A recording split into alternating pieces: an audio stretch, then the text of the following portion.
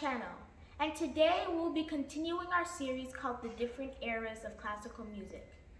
In this series, we are going over the Renaissance, Baroque, Classical, Romantic, Impressionist, and Modern eras. And if you're new here, don't forget to like, subscribe, and hit the notification bell. And also, check out Part 1, The Renaissance. Today, we'll be going over the Baroque.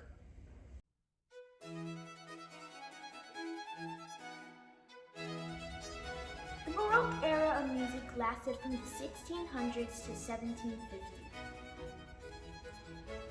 Before we talk about any of the composers in the Baroque, we need to understand something very important in Baroque music. The key to understanding Baroque music is the counterpoint. The counterpoint is when two or more melodies are playing at the same time, but sounding so beautiful together. In other words, if you were playing a keyboard instrument like the piano or the harpsichord or the organ back at that time, both hands would be playing two different melodies but sounding so beautiful together. I'll give you an example by playing Bach's Minuet in G major.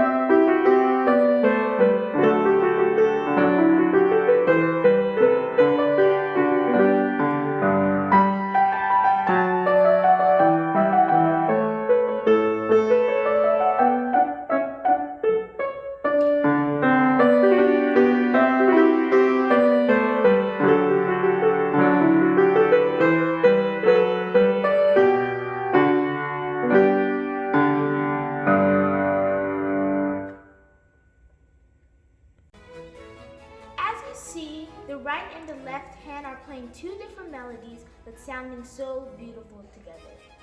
Here's another example.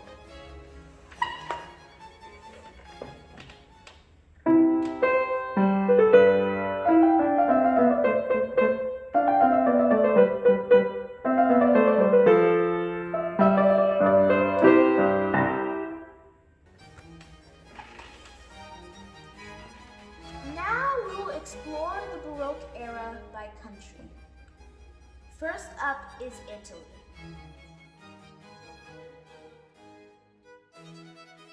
Italy was the center of music back in the 16th and 17th centuries. Italy was also where opera first originated with composers like Claudio Monteverdi. Italy produced many composers, one of which was Occhio Corelli.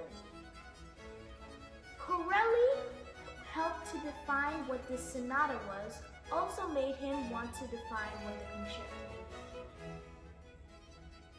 In 1712, Corelli published 12 concerti grossi, which became Opus 6. We can see how the Baroque composers viewed the concerto by using a treatise that was published and written by composer Johann Mattheson.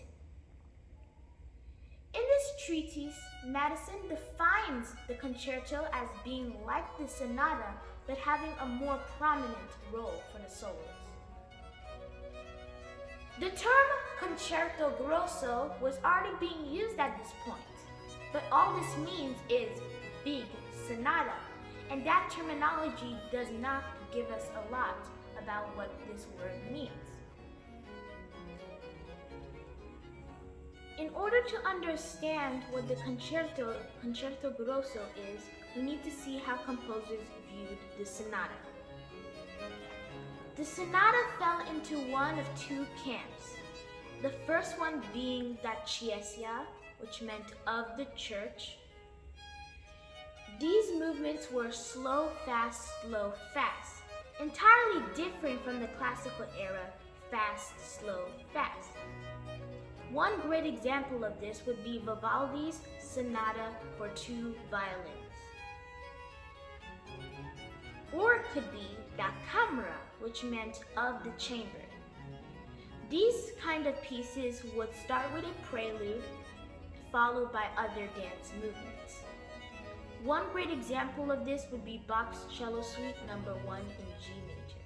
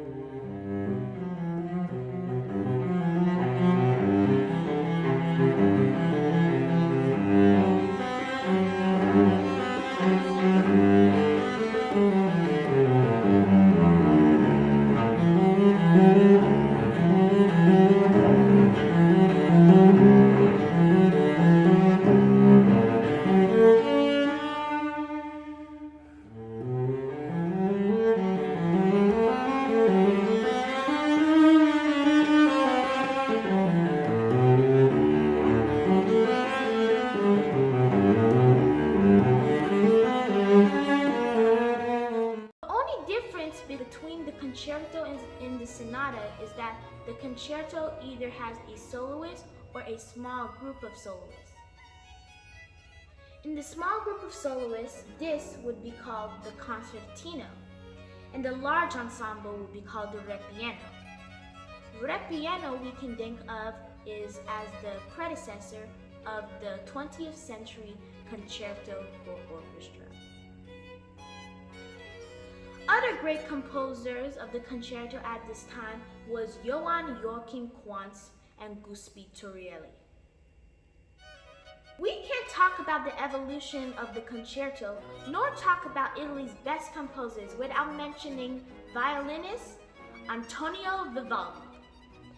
He wrote over 500 concertos for flute, oboe, bassoon, and many more, half of which are for the violin. Because Vivaldi was a virtuoso violinist. He wrote the concerto in the ritornello form. Ritornello form would start with an orchestral tutti before the solo part. You would have a couple of musical ideas that you could bring back bit by bit in the solo part. The soloist during the solo part would have a lot of freedom and could do ornaments and make up stuff of their own and pretty much be very virtuoso. So you can't call Vivaldi's concertos sonatas because now concertos were becoming their own thing. One great example of this would be Vivaldi's famous Four Seasons.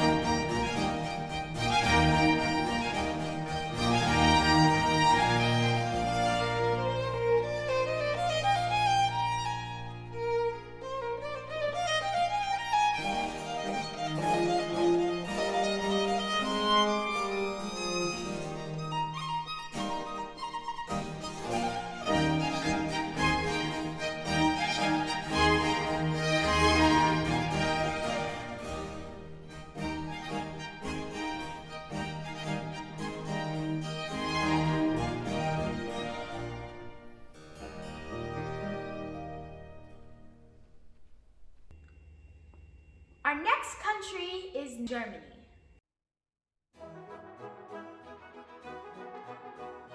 The famous composer Johann Sebastian Bach would get a lot of musical education from Vivaldi by copying his music. This doesn't mean that Bach copied his music and then published it and made it as his own. It means that he copied down the notes to understand what the concerto is and learn the form of the concerto. Bach's famous Brandenburg concertos were written in two styles of the concerto. 3 being written in concerto grosso, which again means big concerto, and 2 of which were written in the Repiano style. An example of Bach's concerto grosso style would be his Brandenburg. One great example of Bach's Repiano style would be his Brandenburg Concerto No. Bach also wrote a cantata every week for his church service, which throughout his lifetime would add to 300 cantatas. Bach also wrote many suites, organ pieces, oratorios, and many more. Another great composer in Germany was Johann Pachelbel. He was actually a godfather to one of Bach's sisters. He is mostly famous for his canon in D, but hated by cellists because they have to play the same notes throughout the whole piece. Another great composer that was at least born in Germany was George Frederick Handel. He spent most of his life in England, which brings us to our next country, England. Handel is mostly famous for his oratorio, Messiah, in which the famous Hallelujah is from. Handel also wrote many other biblical oratorios, such as the story of Samson, the story of Jephthah, the story of Deborah, the story of Judas Maccabeus, and many more, which I recommend you to listen to. Another great composer in England was John Blow. He is mostly remembered for his opera Venus and Adonis. Another great composer was Henry Purcell, and he is mostly remembered for his semi-opera King Arthur, which is based on the famous storytale King Arthur. Other great composers were William Croft and Jeremiah Clark. Our next country is now France.